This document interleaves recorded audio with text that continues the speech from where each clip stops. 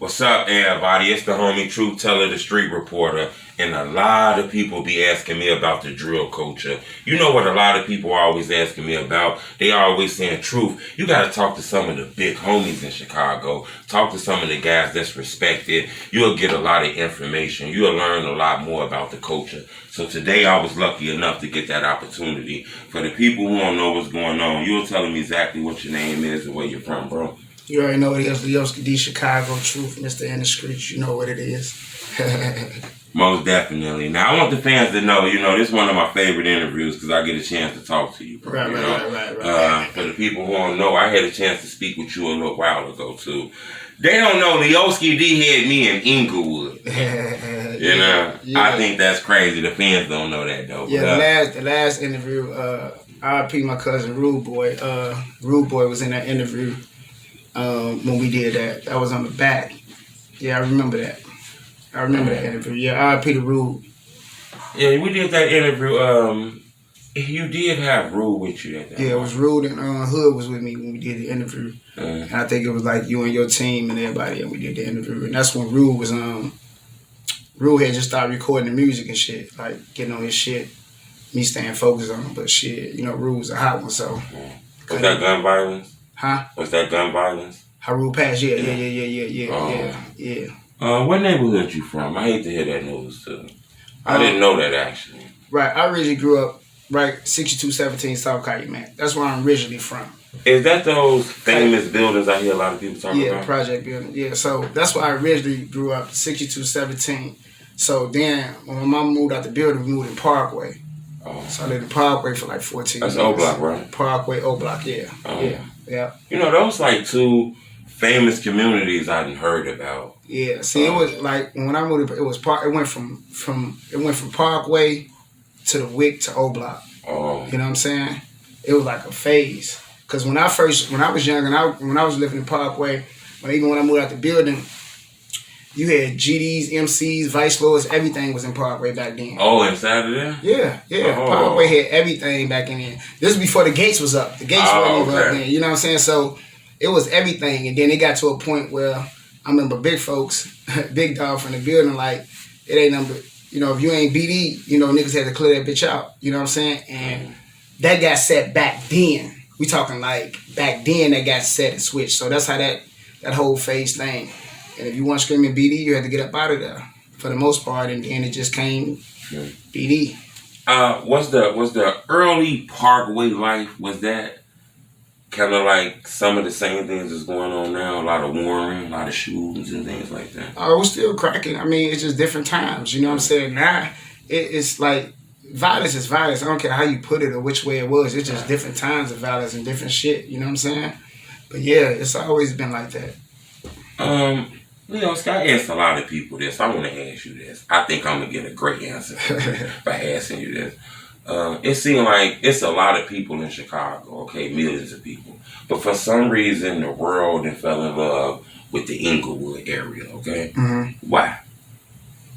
What is it? Because a lot of rappers blew up, a lot of attention there. Well, I don't think it's just so much Inglewood. I just think it's just Chicago and different areas that niggas love. But if you got to stomp Inglewood, you definitely, because you got to think about it. I went from Calumet, from 59th to Indiana to Inglewood. Like, so that was my whole, you know what I mean? But it was always BD. You get what I'm saying? Right. For me, except when I moved on 59th to Indiana. See, when I moved on 59th to Indiana, it wasn't shit but GDs right there. Oh. So when I moved right there, it was me and my cousin Slink. So when we lived right there, it was like, we was going to Inglewood. So it got to a point when the wars used to happen, every time we come out, we was scrapped. We had to shoot our way to get back in that bitch because we lived on the block with the GDs. And then it got to a point where they came to the point like when wars was on back then, like doing them good right there. You know what I'm saying? Because we lived there, so we was plotting on every move they was making. You know what I'm saying? Right. And it really got hectic because one time when I was coming to the crib, this how it all kicked off. I was coming to the crib and I was helping my mama with some groceries at the time. Okay. And a nigga across the street, cocked the bitch back. My mama, she ain't paying no attention, but he doing all this. You know, playing like, but you know what I'm saying? While you helping your mom? Well, I'm helping my mom with the groceries at the time. Okay. And after that day, that's when like everything started trickling out. Cause I was on count. See, you got to think about it. Like I grew up under the BD 1 through 16, the real acts, the real laws, the real like. So I'm cut from that cloth. You get what I'm saying? So for me, when I moved, I hated when my mama moved right there because I knew what it was. You know what I'm saying? So when I moved from this way to, I'm in enemy territory growing up. So now I'm giving you the woes how we was the same way Shorty and me is now with the same conflict. It was a little bit different though because one thing, we couldn't hop on the internet and do it. We wasn't doing none of that. We slid and we did what we did. We weren't talking about it. What you either knew or you didn't know. So that's how it was with us. Right. You know what? I hear a lot about this famous place in Chicago, okay? In the drill culture. Now, it might not be famous to everybody else, but in the drill culture, I hear about famous places, okay? Polo G rap about these red buildings he used to war with, okay? But I also hear about this famous place called the Calumet buildings, Yeah. right?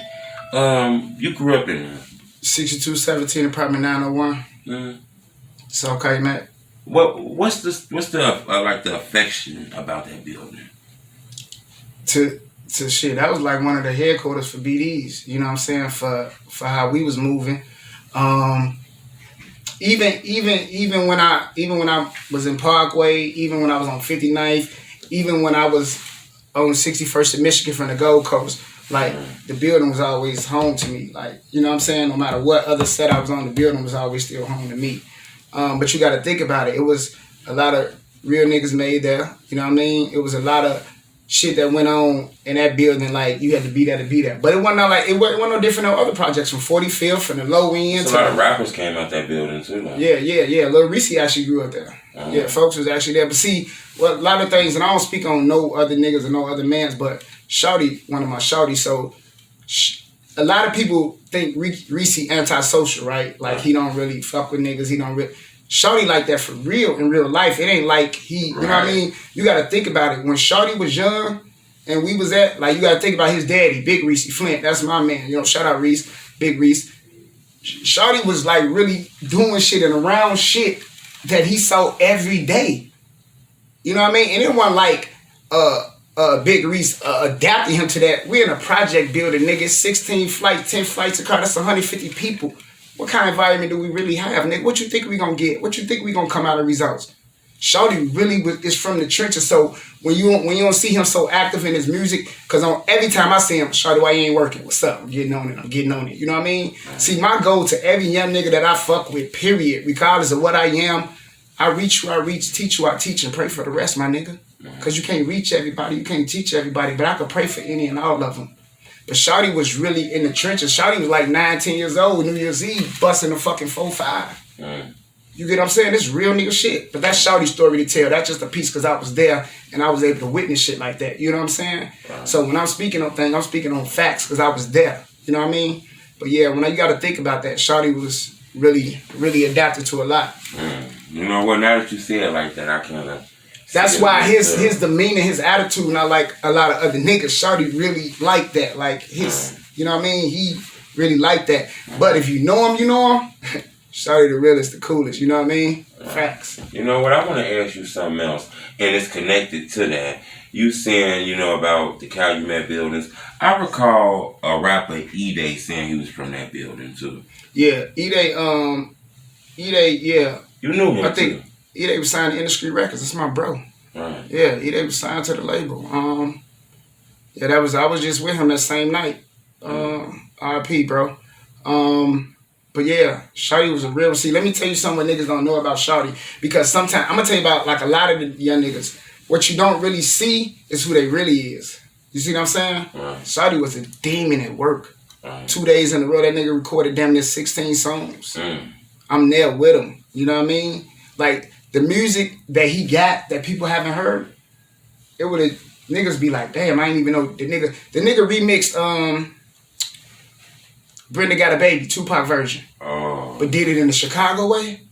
Shit so hard and so deep. The music the nigga did and the shit that people really didn't see from Edai, You know what I mean? And that's what we here for, to make sure that legacy and that music continue to go on for what he did. You know what I'm saying? I ain't gonna lie, for the last 2 years, I done lost 16 people. Damn. Yeah, Corona, streets, everything. That's crazy. Yeah. Yeah, I wanted to ask you that because I knew you had a relationship with him, and I seen him. And that was my brother. Chains, yeah, he was signed in the street, chain, everything. Like, and that really called that. Shout out Free Mo, Free Cuddy. You know what it is. He coming home soon. That really came. Me and E sitting down and was like, let's bring Shorty aboard. You know what I mean? Because he had so much talent. And it was like, let's take what he got and try to elevate it to another level. Right. You know, once again, my 3-year motto I live by: reach you I can reach, teach you I can teach, and I pray for the rest. Shorty I was really able to reach though. Like, he'll be stubborn, but he'll listen. Cause he love you. Like, when he say he love you, he fuck with you, he really mean that shit. He ain't gonna say like he ain't gonna fuck with you. Like, man, like, we bump heads 100 times, and then by the end of the night, that nigga, man, we finna smoke, let's go. You ain't forget about what the fuck we was arguing about earlier? Man, bro, I don't know what you talking about. You know what I mean? That's how it was. You know what I mean? But that go to show you, like, who he was. Yeah, that's crazy, you know. Yeah. But I knew you did have a relationship with him. No, I had a more. That was like family ship, because you got to think about it. My cousin got a son by his auntie. You know what I mean? But I've been on his mom and them. Like, we've been around each other the whole life. You get what I'm saying? So, yeah, R.I.P. to Shorty, still a king coop. You know.